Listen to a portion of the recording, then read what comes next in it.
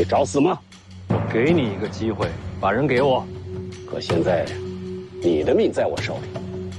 凤子英就在大门外，所有人都看见我跟你进了青阳派。你想杀我，先想想自己有没有本事杀光门外所有人。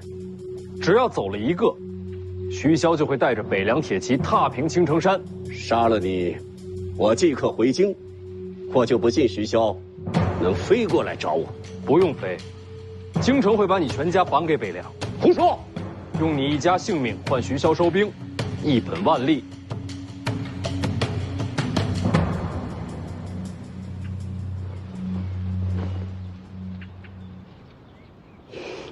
你输了。你一早就明白这局面了。这有什么难的？区区一个青阳，怎么敢明面里杀北凉世子？所以徐凤年孤身入山门是有恃无恐。这家伙贼得很，怎么会去送死？没想到你是他的知己啊！你才知己。记得500钱。世子名不虚传。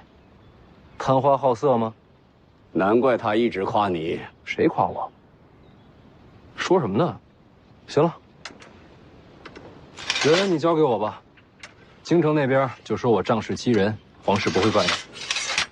不急，有人想见你。老孟头没死，有眼光，有胆识，世子很了不起。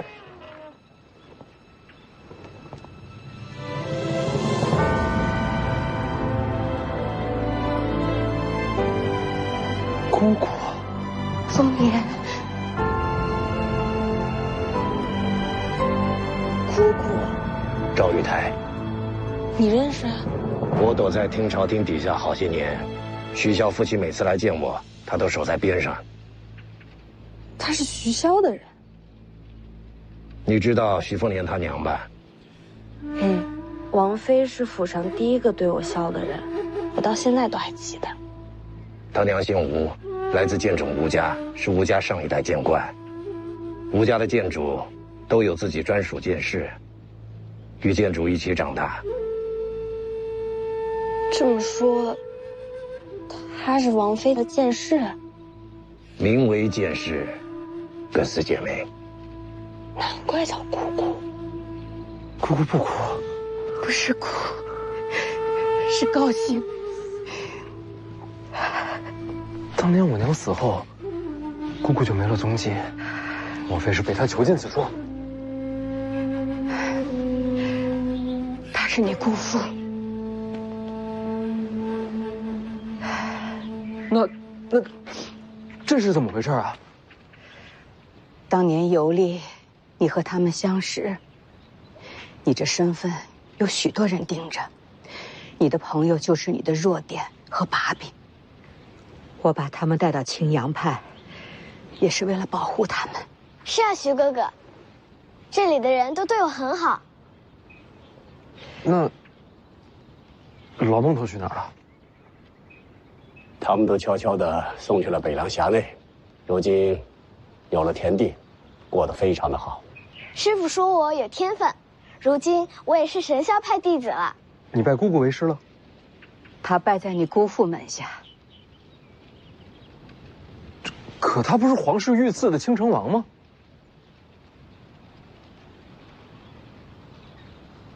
这么多年青阳派仇视北凉，全是假的？是反间，替北凉盯着京城呢。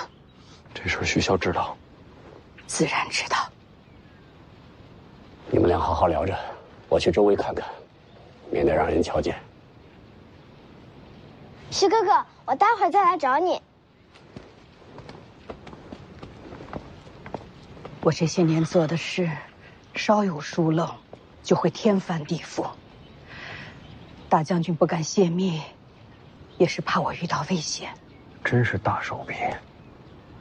青阳派竟是北凉暗线，将来铁骑若出北凉，青城山便是通途，再也掐不住北凉咽喉。不仅仅是青阳派，我真正做的事，比这更重要。还有什么事能比得过这手笔？这些年，我一直在查害了小姐的凶手。啊？谁？世子，快走！姑姑没事，自己人。你家的事我懒得听。你怎么在那儿啊？都怪这老头。哎，有梯子吗？我现在就下去。江妮，我家丫鬟。丫鬟，通房的。不是。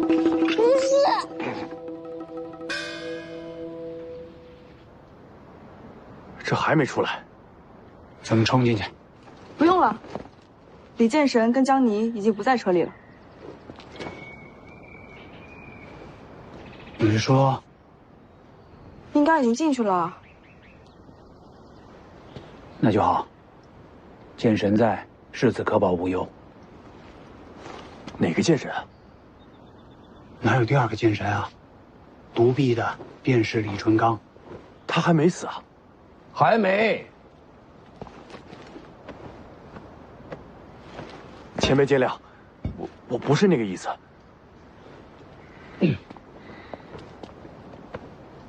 敢问前辈，世子呢？里面。那您怎么出来了？早饭吃多了，有点困，我先睡一会儿。放心吧，我把江妮留里面了。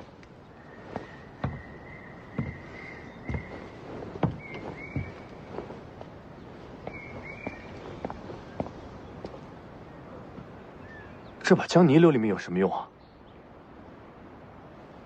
既然前辈回来了，那应该是不会有什么大事儿。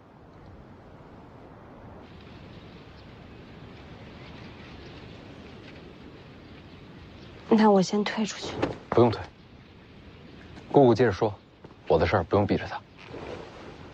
您刚才说您一直在查害我娘的凶手。是。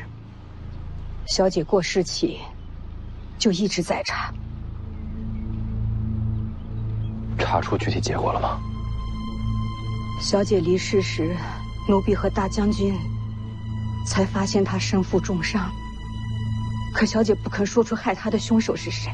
对手太强，娘是怕报仇害了全家。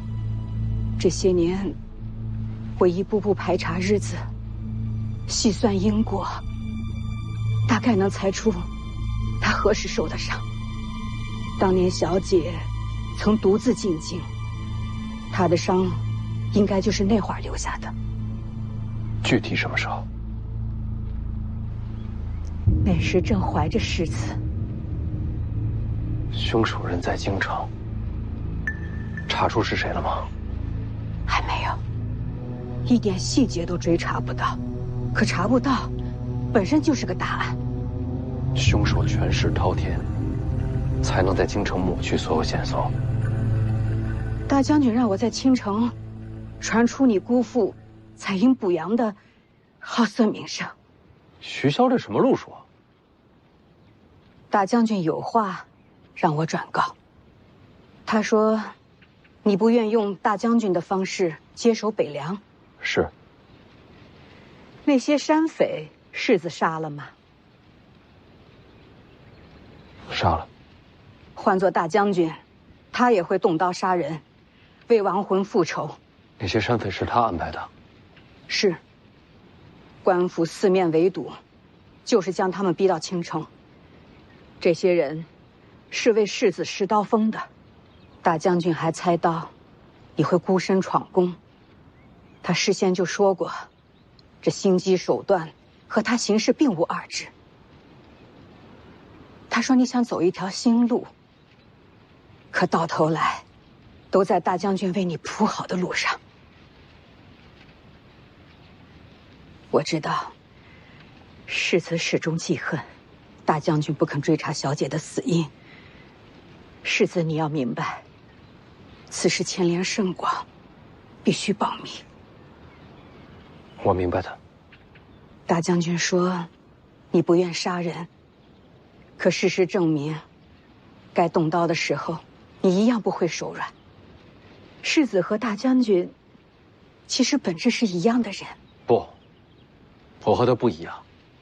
我不会牺牲家人。世子和大将军的事儿，我不便多说。可大将军和我说了，等你闯上青城，我就把这些年追查到的所有细节都交给你。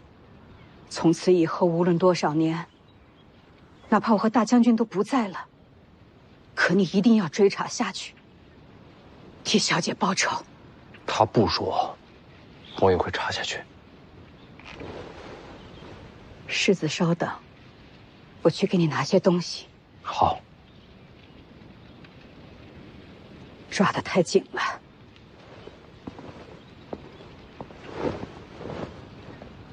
疼吗？不疼。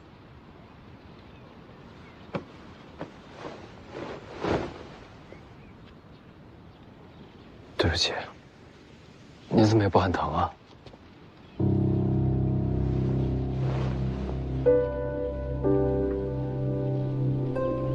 王妃是个好人。记得我刚进王府的时候，既害怕又伤心。是她的温柔，让我缓过了最难的一口气。徐凤年，我愿意和你一起为他报仇。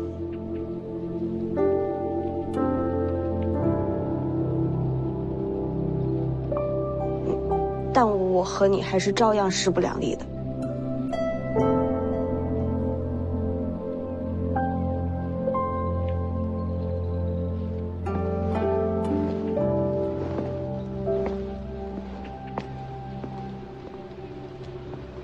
这些年追查凶手，整理出来的东西，都在里边了。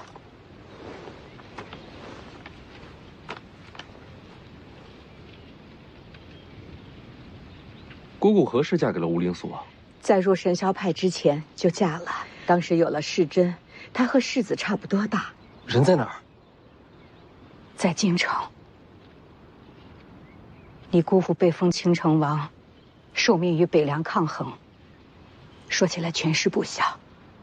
是被当成了人质。只要我的身份不拆穿，他就没事。得想个办法救他回来。他的事，世子不用担心。你好好看这个，看完烧了。姑姑去哪儿？我有些事情去办，一会儿就回来。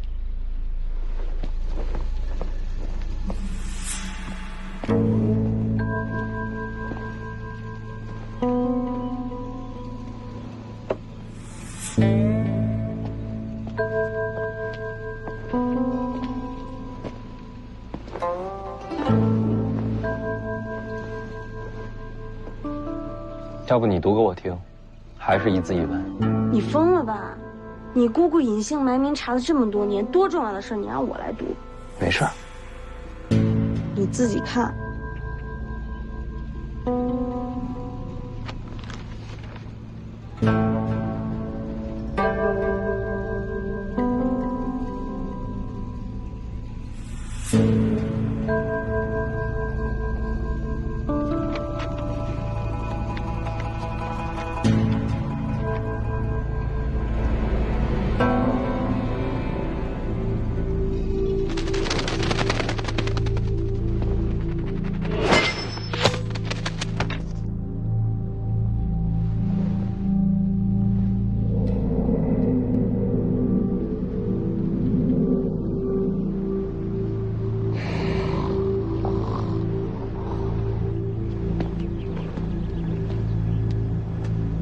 送的什么消息？我们有多久没见到世珍？他一个人在京城，无人可信，随时都有亡命之险。我问你送的什么消息？徐凤年此行细节，这本来就要送去京城的，得让他们知道，徐凤年闯剑阵，京城才会更相信我们的立场。还有呢？还有北凉的军营部署，用这个才能换世珍回来。小姐待我如姐妹，我这条命都是她的。只是一份军营部署，并不牵扯绝密。是谁让你这么做的？我救自己的儿子，不用人教。打世珍最后一次传书回来，你就开始心神不宁。是他叫你这么做的。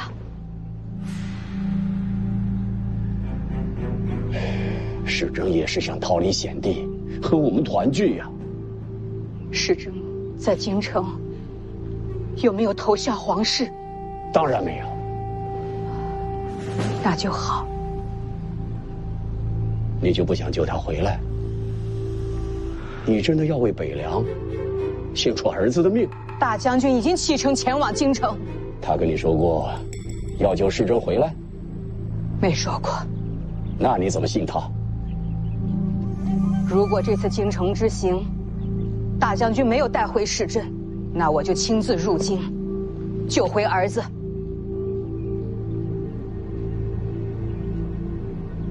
如果你真要把北凉的军情送去京城，那我就只能在小姐的灵前自尽。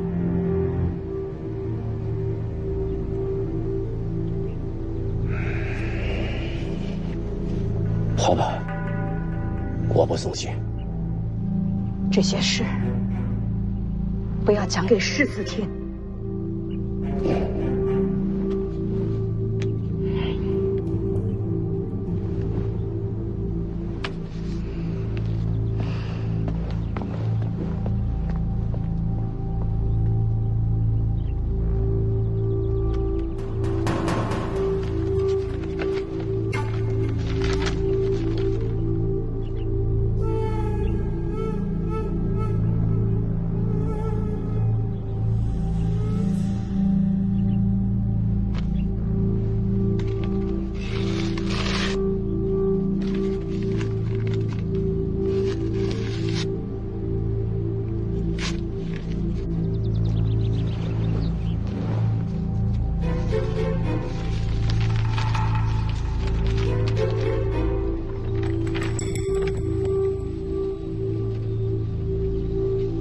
看完了。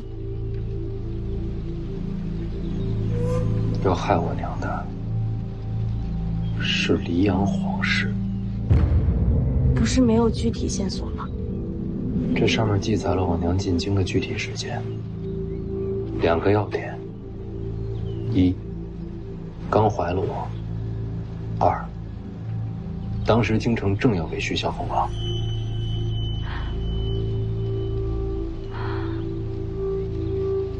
黎阳朝给你爹封王是无奈之举，他扫灭6国，不封王，天下人都会心寒。但黎阳皇室绝不希望北凉大军有一个少主，所以我娘怀孕，是皇室最害怕见到的事情。那你的仇人是黎阳皇室啊？是。这结论你爹也能推出来，他为什么不起兵杀进京城？北凉若反，天下必将分崩离析，又不知道要死多少人。因为这个仇都不报了。不是不报，是不该拿天下做筹码。什么意思？当年若真是出动大军，我娘不可能活着离开京城。我想皇室也没那个脸面明着出手，是暗中劫杀。我娘是吴家剑种近100年来第一天才，要想杀她，定是高手。恐怕不止一个。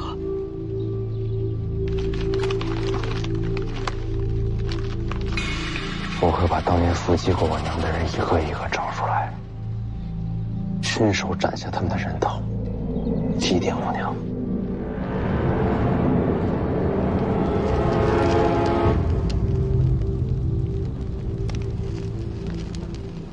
总有一天，我会亲自去京城查明真相。你娘有东西留给你，是什么？跟我来。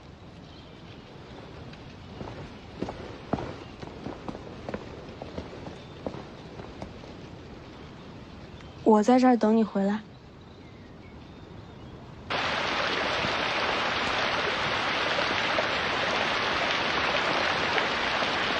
这儿已经离青阳派很远了吧？青阳派太瞩目，小姐喜欢清静。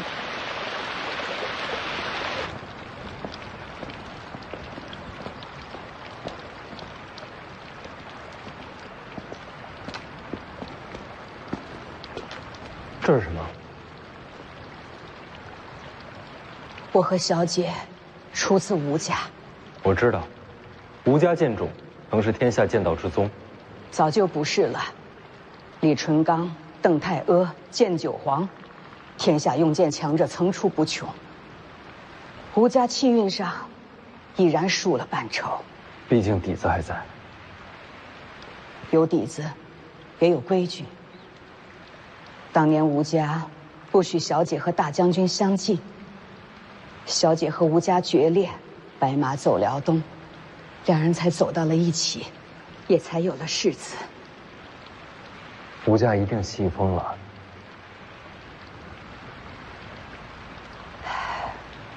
吴家人走后，佩剑都要回归剑种，可小姐已被吴家逐出家门，她的剑已经是回不去了。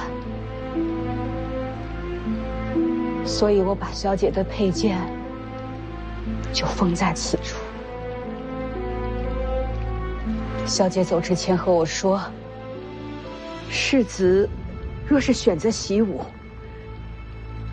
她的这把佩剑便交给世子。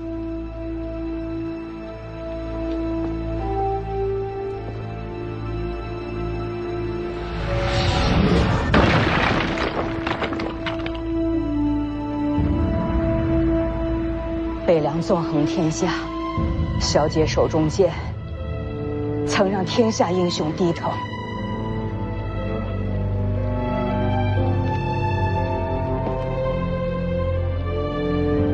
小姐还交代，世子若是将来遇到恰巧习剑的好女人，就当是小姐送的聘礼。我怕是遇不到娘亲一般的女子。只要是你喜欢的女子，便是天下最好。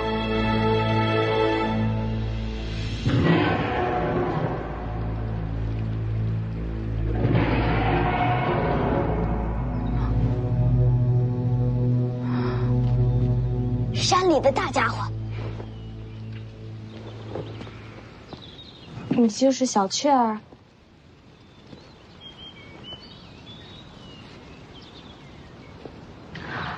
大家伙是老虎吗？是怪物。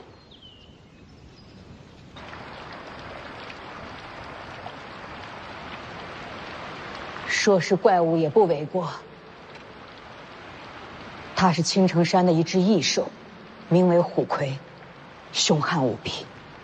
姑姑见过，交过手，它奈何不了我，我也奈何不了它。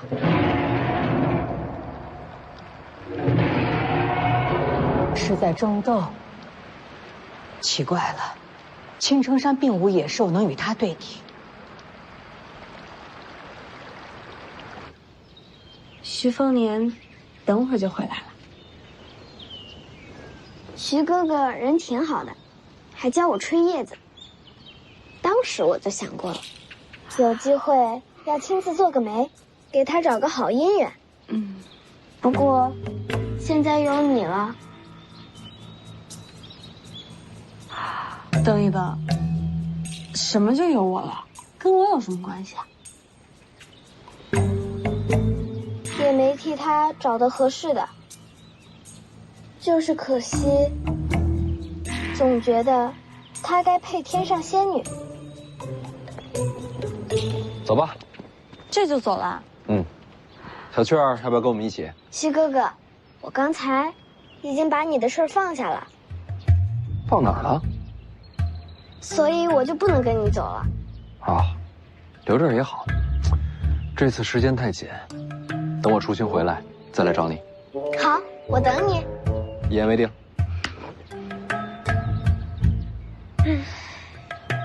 怎么了？我替你可惜，你都不知道，仙女你都错过了，便宜你了。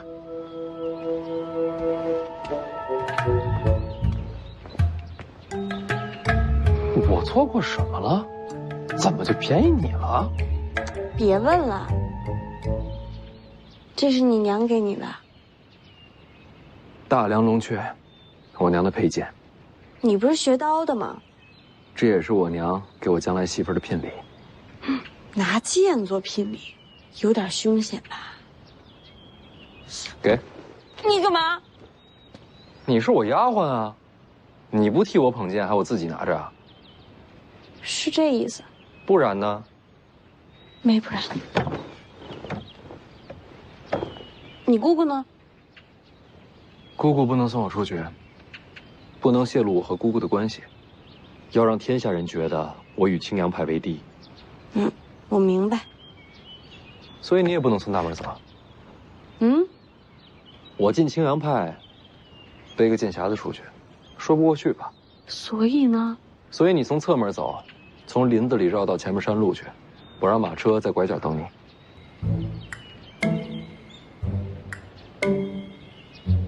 10万行不行？20。成交。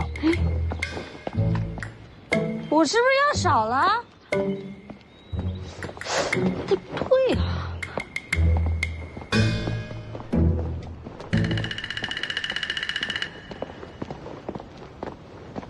等会儿，你记住啊，贴着林子走，千万别进山。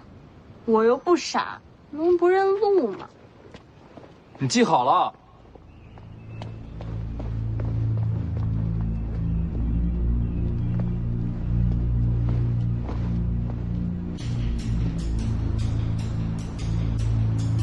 哎，出来了。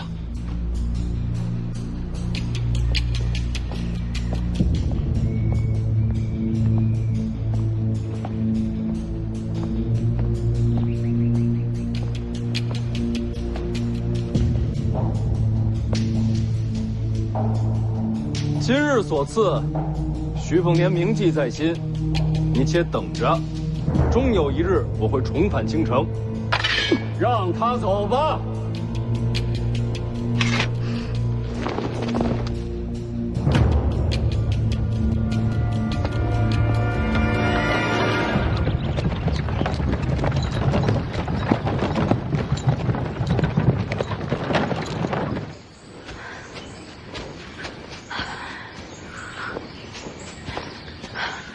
是这边吧？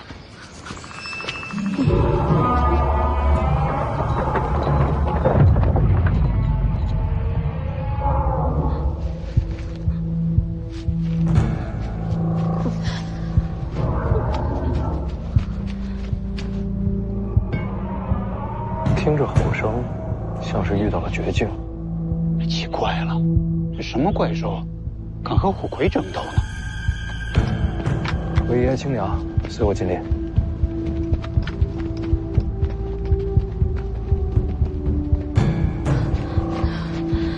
怎么鸟叫都没了？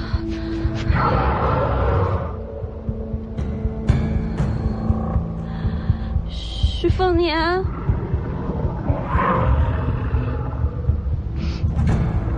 是你吗？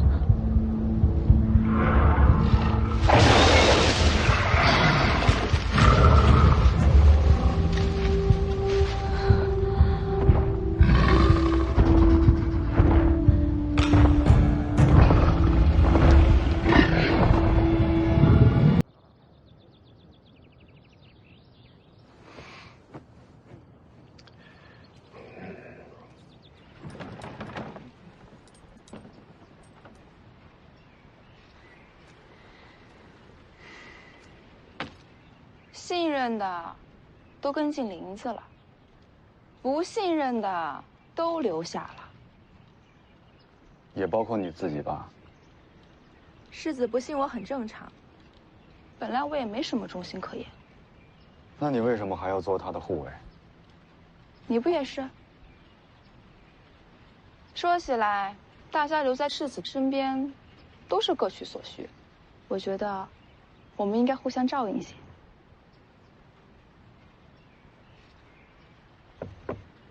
你也一样。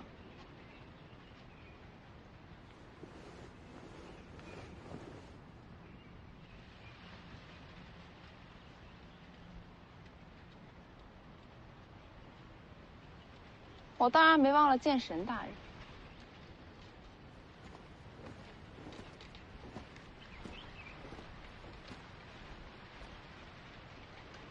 剑神大人和徐骁没有什么牵连。我猜，你护送赤子东行，应该也是答应了什么条件吧？剑神大人曾傲视天下。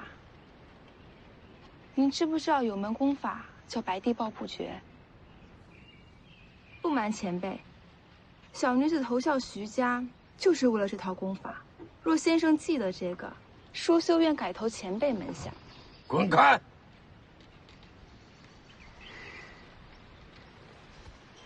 那就不打扰先生了。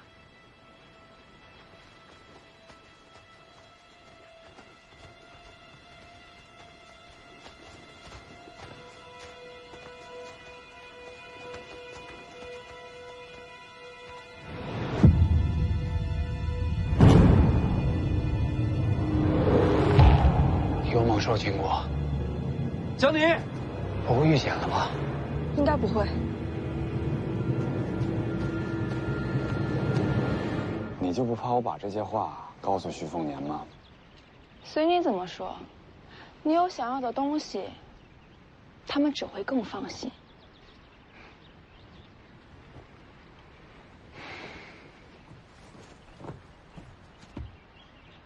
你们林家若是知道白帝抱朴诀，我也可以为你效力。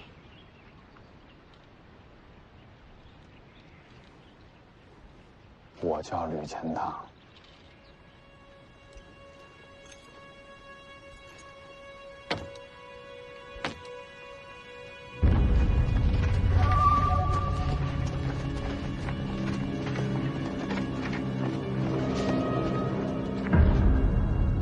江宁，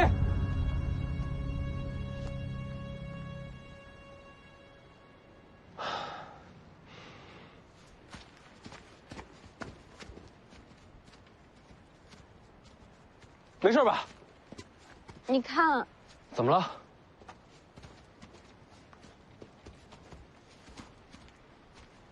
哇，虎魁已经死了。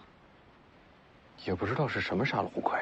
我看见了，从我跟前跑过去的。他没袭击你？没有，他都没停，直接跑。长什么样？跑太快没看清，就看见是黑白杂色，而且背上还背了个人，一晃而过就看见背影，还扛了一根向日葵。江湖上有这号人物吗？倒没听说过。小心，没死透。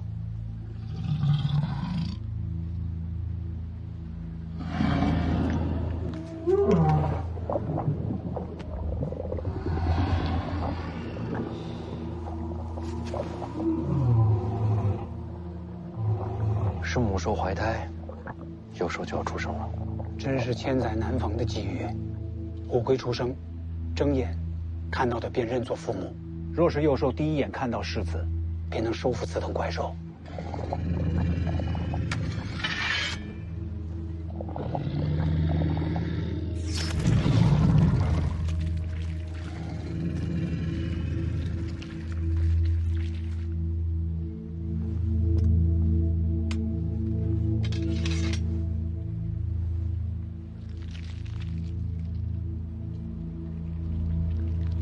哟，先出来的是雌的，后出来的是雄的，那就是姐弟了。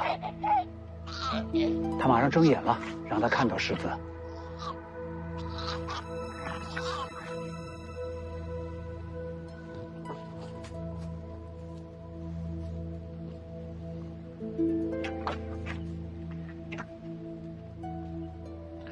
母兽浑身是伤，唯独腹部安然无恙。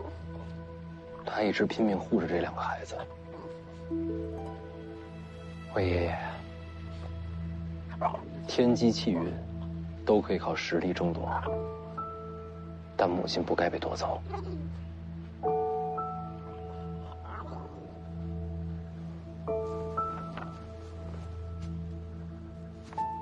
小家伙们，这就是你们的娘亲，你们看好了，看在眼里，记在心里。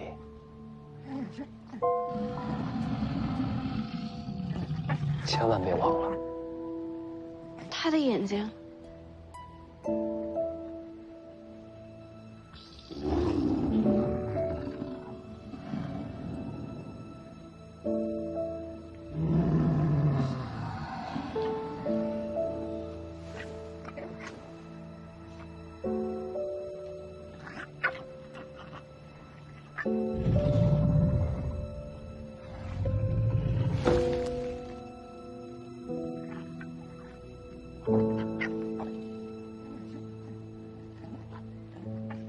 你们的娘亲死了，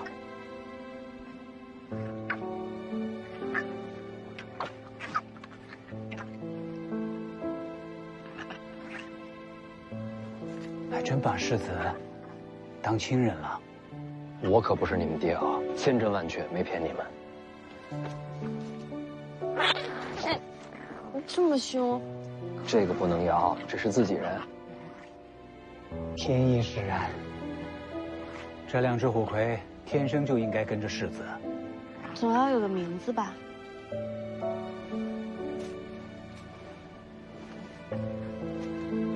你是姐姐，那你就叫菩萨；你是弟弟，你叫金刚。这哪能听得懂？对呀，菩萨，金刚，菩萨，金刚，菩萨。真听懂了。金刚，长姐如母，这是管着弟弟呢。我能摸吗？别怕啊，没事的。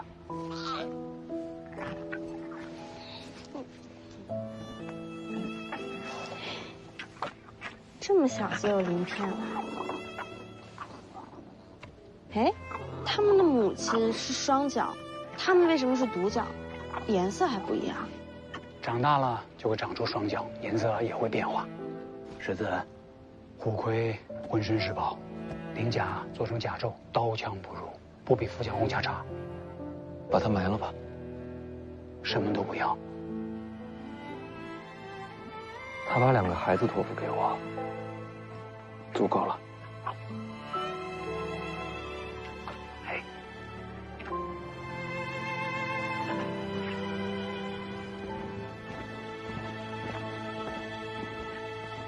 出发吧。哦，怎么走？越过青城，改走水路，顺江而下，直奔青州。上车。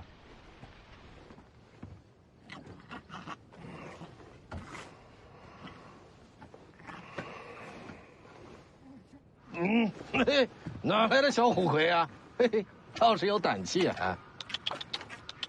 嘿。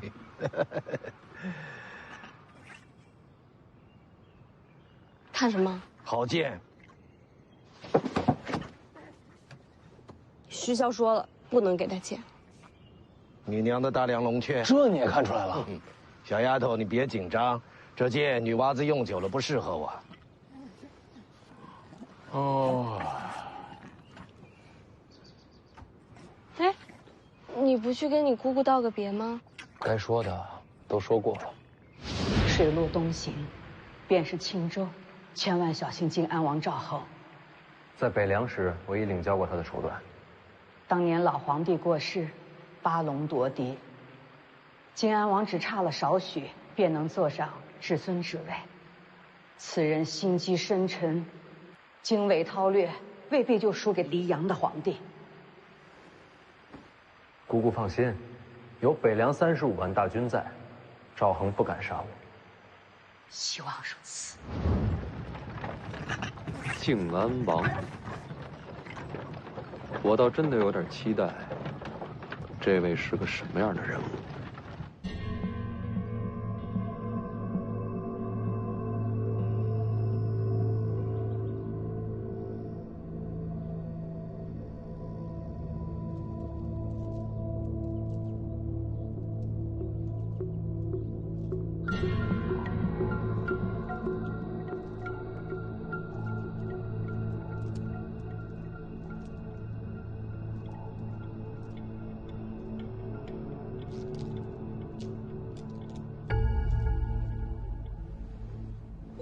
王爷，林家在青州的产业，今时已经全在掌控之中，这其中财物的流转数目都全写在这儿。王爷要不要过过目啊？说起来也可怜呐，好大的一个家门，被毁于一旦。也不知道如今林家还剩下几人存活于世啊？王某正在追查，定当斩草除根，不会让林家有再起的机会。慈悲为上，慈悲为上啊！父王，王先生也在。见过世子。有什么事？有上阴学宫学子前来献策，求见父王。你亲自引荐？那学子说的话，怕是会与你不谋而合吧？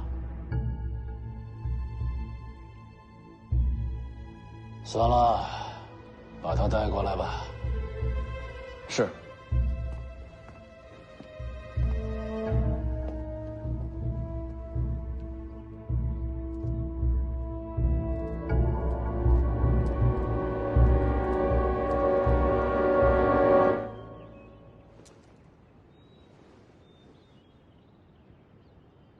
去吧。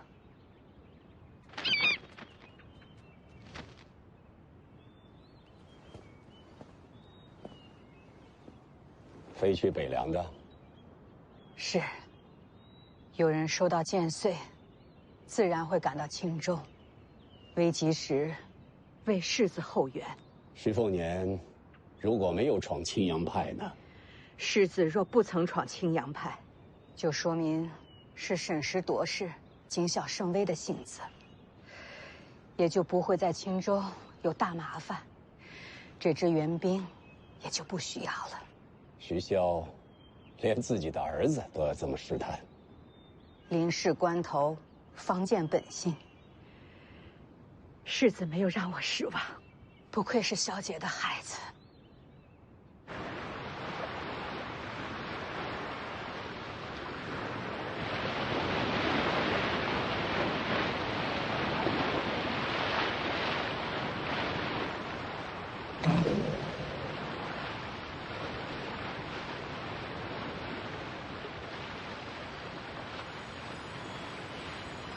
老头，这船开得这么快，你钓得着鱼吗？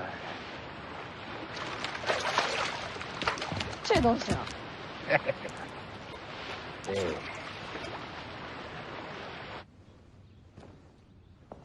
父王，这位就是上阴学宫来的学子。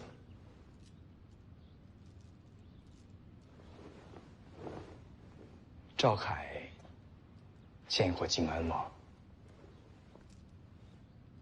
你要献策？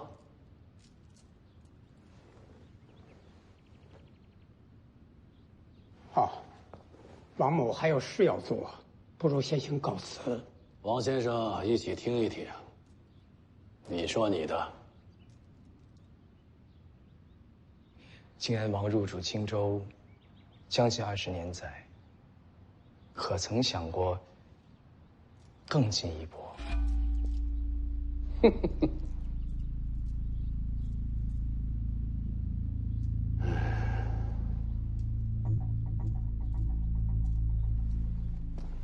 你说的更进一步什么意思？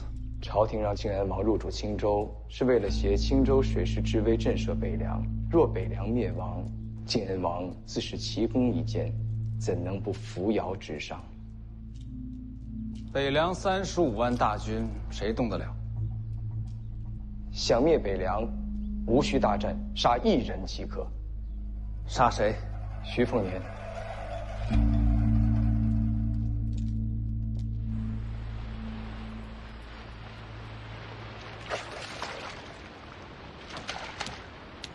你到底是剑神还是鱼神啊？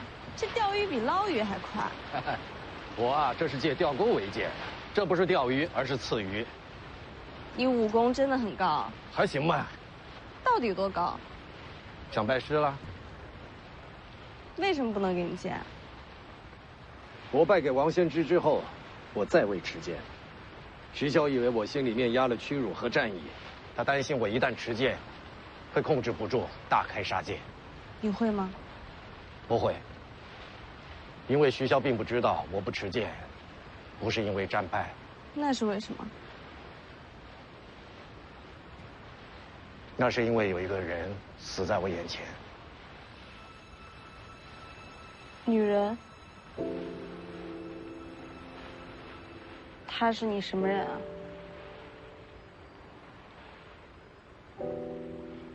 江宁。嗯。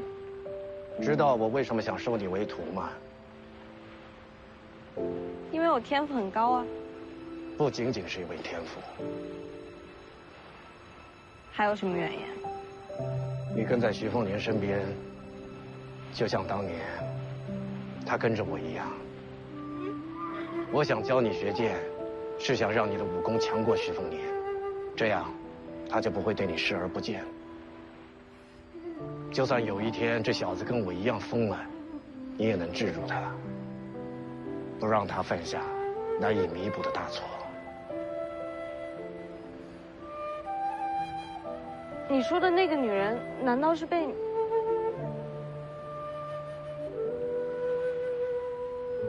是被我亲手杀死的。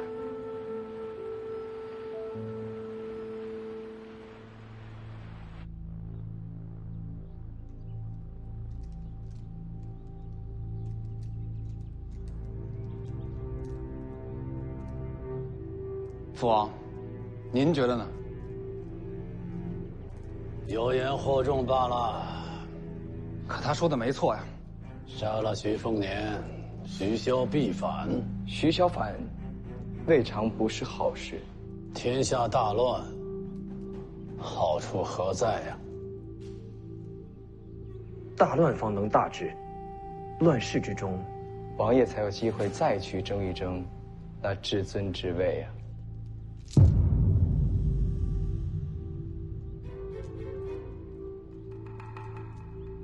将他轰出府去。父王，若再登门，斩首示众。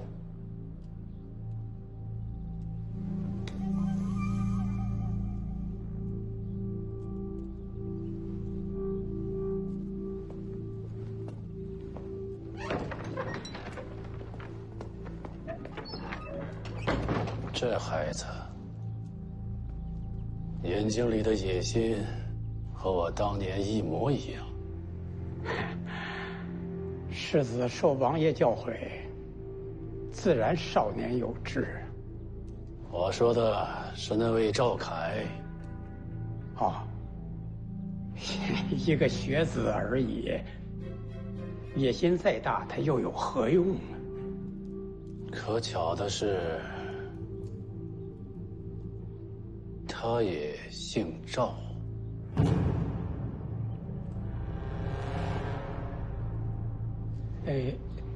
林家还未缴出干净，王某就先告辞了。王先生，请便。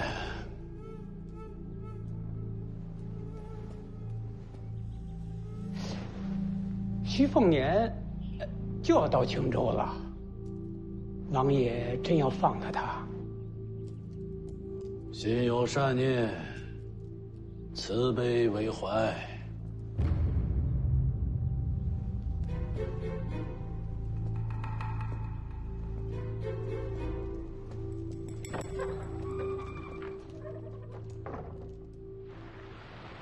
那你又为什么会同意送徐凤年去武帝城？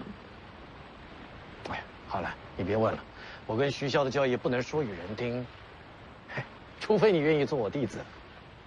不听就不听。那你准备好了吗？准备什么？他要去武帝城，那你恐怕又要对上王先知了呀。挺好的，我把自己关了这么多年，手都痒了。天底下有资格与我交手的也没几个，王先知最合适了。你能赢吗？不好说啊，当时输在毫厘之间呢。不过现在嘛，许久没过剑，有些属身，不过也没关系。打架嘛，开心就好。输赢先不想。我希望你赢。那我谢谢你。如今，这世上没人对我好了，也还不错。怎么了？想拜我为师了？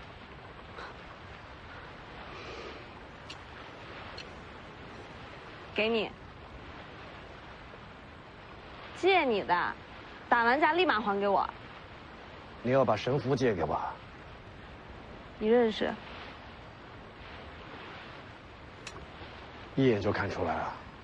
楚国至宝，你说借就借。楚国没了，这就是把匕首。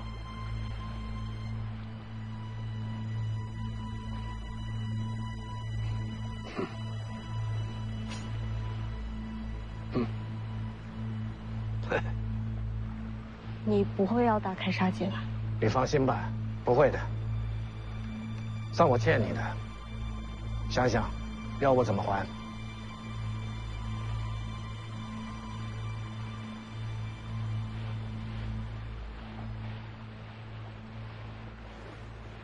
要不你教教他吧。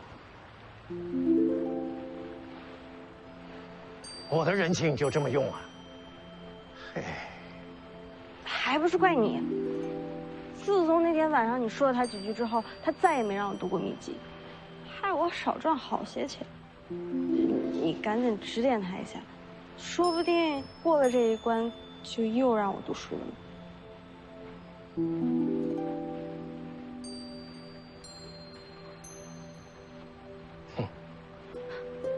不去拉倒。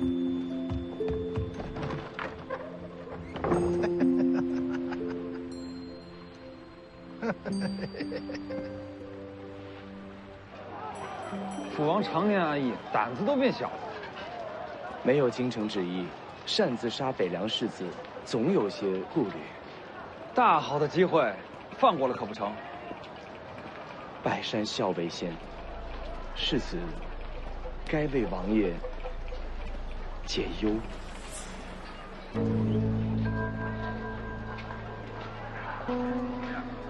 你是说让我出手？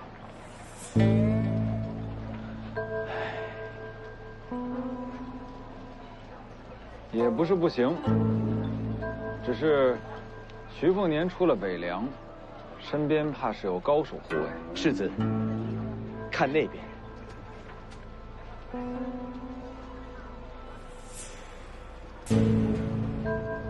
就他，世子如果想除徐凤年身边护卫，非他莫属。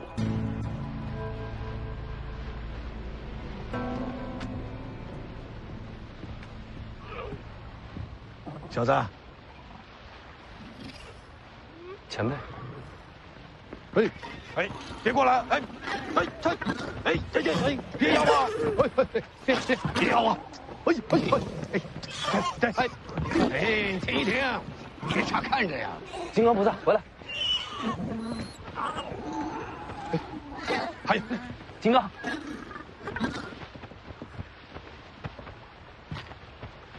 你们两个别乱咬人，也就是前辈宽宏大量，他要是动了杀心，我可拦不住啊！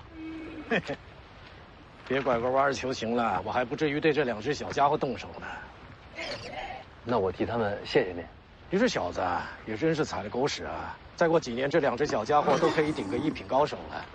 我收养他们，没想着养成高手。人都会变的。前辈找我有事？光修大黄庭，不练招式，一样是个废物，休东出鞘。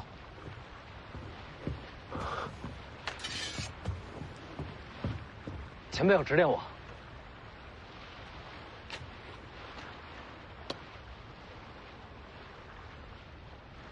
刀痕在上面，太高。行，手指弹刀身，试着砸碎核桃。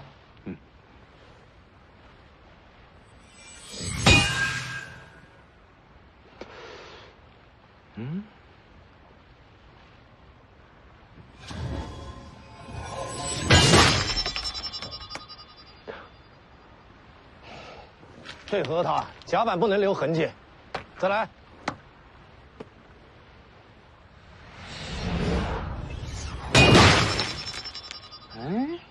千剑草纲白看了，剑术剑道的平衡在哪里？看什么？我知道你用的是刀，可道理都一样。千剑草纲就读了个开头，没往下看啊。为什么不继续往下看呢？那不是您说那书写的荒唐、误人子弟吗？是啊，那就想想那天我用水珠破红甲的场景，我那弹指是怎么运镜的。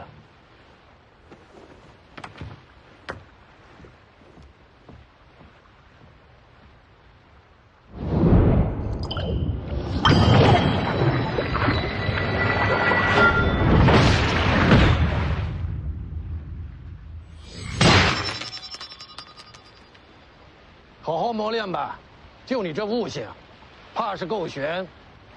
只许碎一个核桃，不要伤及其他。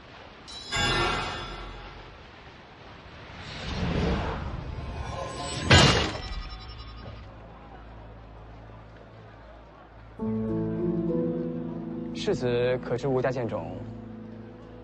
当然知道，剑仙辈出人间境地。吴家近几年出了一名天才剑士，20岁便出剑种，挑战天下剑士，从无败绩。此位便是吴家新一代的希望吴六鼎。说完了吗？我还有美言。先生在青州是在等徐凤年吗？与你何干？靖安王府愿为先生打探徐凤年行踪，一有消息立时奉上。你想要什么？能一睹先生出手，心满意足。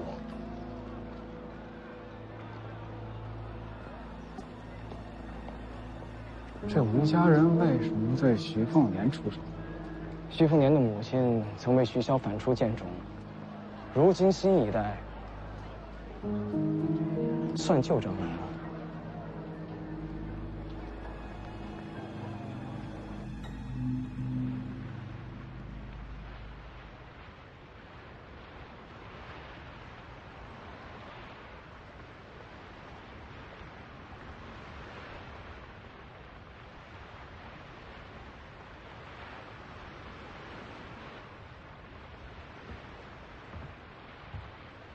还在练呢，给你提个醒啊，过几天要是练成了，记得叠2枚核桃，然后呢？然后弹刀下去，核桃锯碎，船板没事儿。我已经做到了。怎么可能？中午才练的，你可别骗我啊！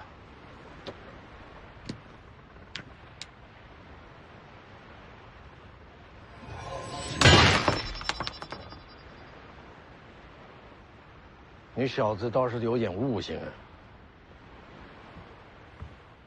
让你坐这儿发什么愣呢？我想试试3枚，但试了好几次，都没成功。用力的时候，最下面那一枚会被弹开。难道说2枚就是极限吗？知道剑招和剑意的区别吗？刀。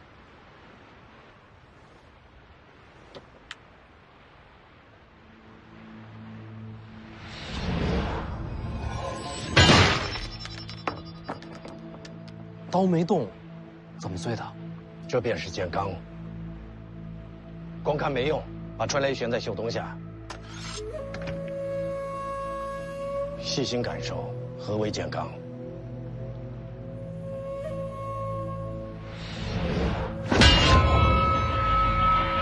感受到了，是气机凌空，内息破体，透冰刃而出。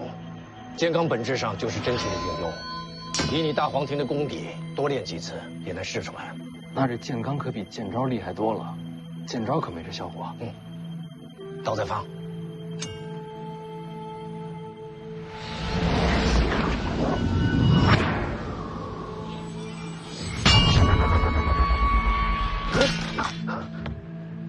这次又有不同，好像有力道击打，逼迫春雷脱手。这就是剑招。你摸一下袖东的刀面。感觉没动，但其实有细微震动。第2指击打，袖东看似未动，其实已经以极快的速度弯曲6次，击打春雷，然后再接力恢复正常。弯曲6次，都没看出来。上乘剑招，快如奔雷，稳如五岳。小子，你要学的还多着呢。那这剑招与剑罡，孰强孰弱？老夫以剑罡破敌，便是剑罡厉害；老夫用剑招杀人，剑招便胜过天下剑罡。明白了，您最厉害。你果然有悟性。剑招剑罡，自己琢磨，不几日便到青州。不到万不得已，老夫懒得出手。能不能躲过明刀暗箭，看你自己了。多谢前辈指点。我没想指点你，是欠了人情，拿你来还。谁能让您欠人情啊？逆袭破体，扣兵刃而出。